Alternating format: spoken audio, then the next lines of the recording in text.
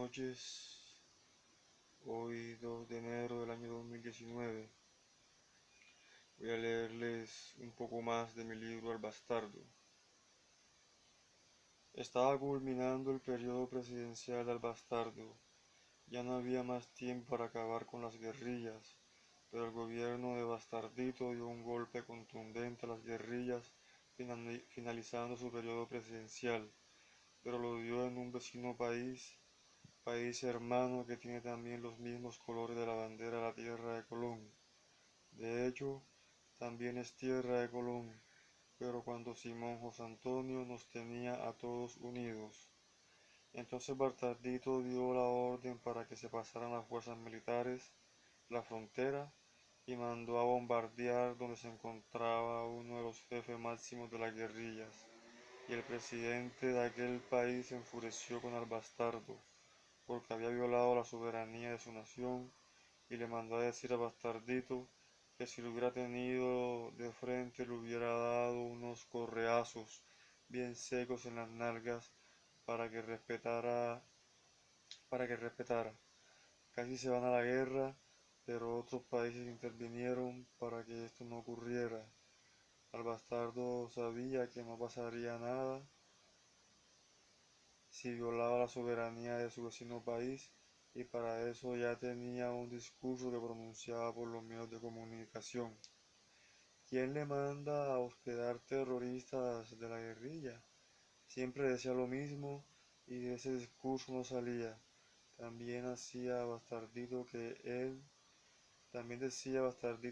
era quien le daría los correazos por andar hospedando terroristas. Bastardito estaba contento porque ahí murió Rambo de los Reyes. Eso fue noticia nacional e internacional, y se hizo más popular, y el pueblo ignoto era el que más lo quería. Antes del golpe a Rambo de los Reyes, en el Congreso de la República se debatía si permitirían al Bastardo aspirar nuevamente a la presidencia de la República. Muchos decían que era una guerra innecesaria, donde ya había muerto mucha gente inocente, niñas y ancianas que no tenían velas en ese entierro de la guerra de los ricos, porque al Bastardo también decía que le faltaba más tiempo y que necesitaba volver a ser presidente para poder exterminar la guerrilla. Muchos apoyaban este discurso, otros decían que la guerra se acabaría con los diálogos de paz y no con plomo, porque eso traería violencia, más sangre.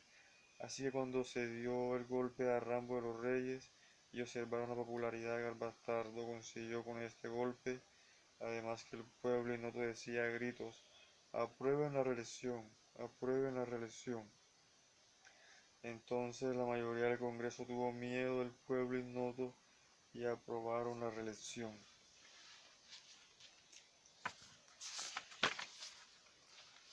Al Bastardo tuvo dos fuertes contendores.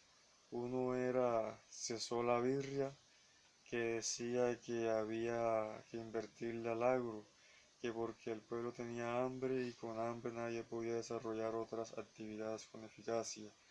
El otro era Antenas el Mocoso, que decía que había que invertirle al medio ambiente, que para respirar aire puro. Así se le sale la bala con el pa. Y el Bastardo salió más vivo que los dos. Él decía que estaba de acuerdo con el agro propuesto por Cesó la Birria y con la propuesta de medio ambiente de Antenas el Mocoso, pero que esa no era la panacea, que la guerra era la solución, porque así arrodillarían a las guerrillas y las sacarían de los campos y recuperarían todas las tierras que estos se robaron, y así solucionarían lo del agro, porque después habría donde sembrar, porque con la guerrilla en los campos era difícil sembrar, y que por ende no se iba a poder tener ningún medio ambiente sano, porque según el Bastardo, las guerrillas son el problema de toda la nación, el cáncer que se debe erradicar. Pero esa era pura mierda, porque los pajarracos se metían en los campos desplazando al campesino. Así los altos mandos de los pajarracos se hacían terratenientes. Lo bueno es que en el Congreso El bastardo tenía dos piedras en el zapato que parecían una candelilla en el jopo, y le cantaban las verdades, y que él con sus pajarracos se estaban apoderando del país, y que tenía el país vuelto un estado mafioso donde pululaba la corrupción. Era nada más y nada menos que Diván el Cepeda, que era hijo de un gran político que fue asesinado por los pajarracos. Diván el Cepeda era familia de Fidelo, el de la revolución de la Isla del Encanto.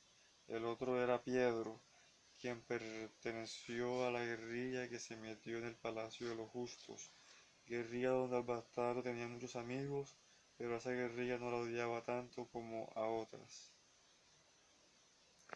Piedro lo denunciaba por ser jefe máximo de los pajarracos, y el bastardo le decía que lo respetara y que dejara la calumnia, que él era un ser honorable, que no confundiera las cooperativas con los pajarracos, que nada tenía que ver el agua con el aceite. Los grandes intelectuales se reían de las cosas que decía el bastardo, porque era cínico y tremendo actor. Total que llegaron las elecciones. Antenas del Mocoso sacó buena votación, pero fue superado por Cesola Birria. Sin embargo, al bastar su discurso de continuidad de la seguridad nacional, penetró en las mentes de los habitantes ignotos de la tierra de Colón. Les había inculcado el discurso y el odio por las guerrillas, y el pueblo nunca se preguntó por qué existen las guerrillas, ni tampoco era su concepto, ni tampoco cuál era su concepto. Además porque RTN y Paracol se encargaron de embrutecer más a la gente con sus novelas de carteles, de pandillas y de mafias. Por eso el bastardo arrasó nuevamente en primera vuelta, por eso los noticieros nacionales e internacionales y mundiales en todos los idiomas decían: el bastardo uribestiano vulgaris ominoso ha sido nuevamente elegido para ser presidente de la República de la Tierra de Colón. Por eso un premio Nobel de Paz que vivía en Sudáfrica dijo: ese pueblo ama más la guerra que la paz.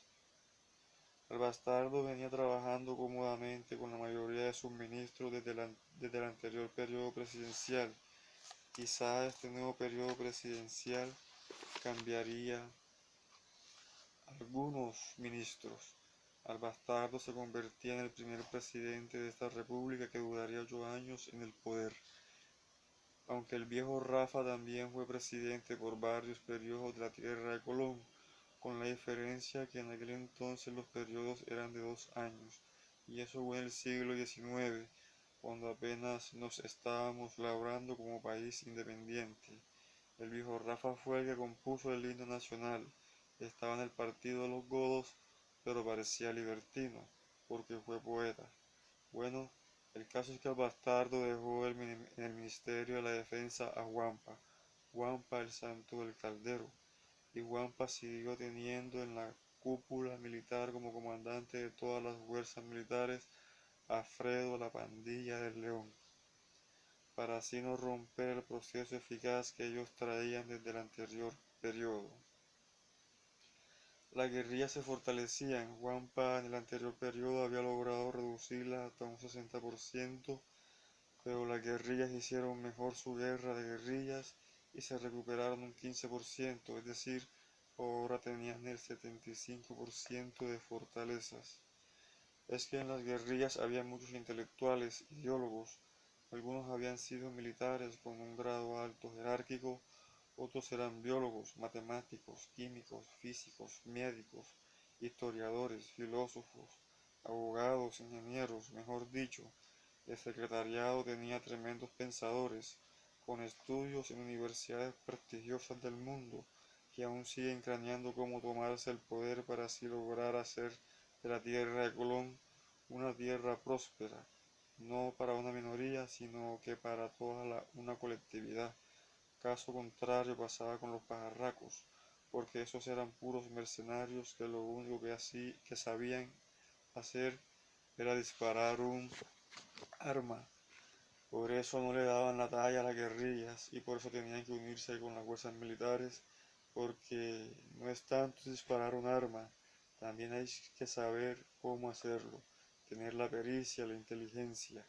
porque aunque la guerra sea macabra, en ella siempre se ha ganado no por número de personas, sino que por estrategias donde la inteligencia ha tenido cabida, porque en las guerrillas ha habido gente con demasiada creatividad, hay escritores y poetas, guionistas, cineastas. Por eso este grupo armado al margen de la ley tiene demasiada creatividad y es por eso que ha sido difícil derrotarlas. También tenían como lema que si disparaban un proyectil tenía que caer un hombre, un proyectil por un hombre. En cambio los pajarracos y las fuerzas militares, ellos disparaban un ciento de proyectiles para matar a ninguno. Entonces tocaba estar haciendo más proyectiles que encargaban a la industria militar y todo eso costeaban los habitantes de la tierra de Colón con los impuestos. Por eso el bastardo subía los impuestos y la guerra se hacía cada vez más cara, porque la guerrilla hacía un tiro y los militares por un tiro que hacía la guerrilla ellos hacían 1000, porque vivían cagados del susto. Lo mismo pasaba con los pajarracos y la guerrilla estaba ganando la guerra no porque tuvieran muchos hombres o porque tuvieran muchas armas, no, sino porque primero tenían una ideología y estaban convencidos de ella. Sabían por qué luchaban y segundo, porque jugaban con la psicología, por ende no ganaban la guerra por proyectiles disparados, sino que la ganaban porque su nueva estrategia era la guerra psicológica. Wampa sabía esto y se lo decía a las fuerzas militares, pero ¿cómo hacía Wampa para quitarle el miedo a muchos militares? Pues eso era muy difícil y eso era lo que no dejaba ganar la guerra entre gobierno y guerrilla. Y Wampa decía que para quitarles el miedo a sus soldados debían inculcarles un ideal. Pero ¿cuál sería ese ideal? Ninguno. Caso contrario, las guerrillas tenían un ideal y se hacían matar por él. Por eso más de un alto mando militar cometió un delito que se hizo muy famoso dentro de las fuerzas militares, el delito de cobardía. Ese era un argumento contundente para la oposición. Por eso sostenían que esa inversión en guerra era un despilfarro, aunque muchos militares eran atrevidos y también se mataban con el que sea.